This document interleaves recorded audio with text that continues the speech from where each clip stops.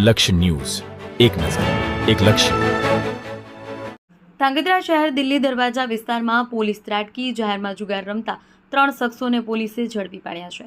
Dhrangadhra city પોલીસના PIMU મશીની સૂચનાથી police પેટ્રોલિંગમાં હોય તે સમયે ચોક્કસ બાતમી મળી હતી કે દરવાજા પાસે જાહેરમાં ગંજી પત્તાનો જુગાર રમાય છે. ત્યારે પોલીસ દ્વારા રેડ પાડવામાં આવી. રેડ દરમિયાન જાહેરમાં જુગાર રમતા 3 વ્યક્તિઓ ઝડપાયા હતા. પોલીસે તેમની પાસેથી 3,550 રૂપિયા રોકડ જપ્ત કર્યા હતા અને સિટી પોલીસના હેડ કોન્સ્ટેબલ નરેન્દ્રસિંહ, સરફરાજભાઈ મલેક, સંજયભાઈ મુંદવા તથા સહિતના સ્ટાફે બાતમી મળી હતી કે દિલ્હી દરવાજા વિસ્તાર નજીક કેટલાક શખ્સો જાહેરમાં કુંડાળો કરી જુગાર રમી રહ્યા છે. બાતમીના આધારે પોલીસે દરોડો પાડી જાહેરમાં જુગાર રમતા અભિભાઈ મકરાણી, તોફીક, અસલમભાઈ ઘાંચી, ઇમ્તિયાજ ઇસફભાઈ ઘાંચી તથા તમામ રહે ધાંગધ્રાને ઝડપી લીધા હતા. પોલીસે તમામ વિરુદ્ધ ગુનો નોંધી કાયદેસરની કાર્યવાહી હાથ ધરી છે. દેવમ ત્રિવેદી, સુરેન્દ્રનગર.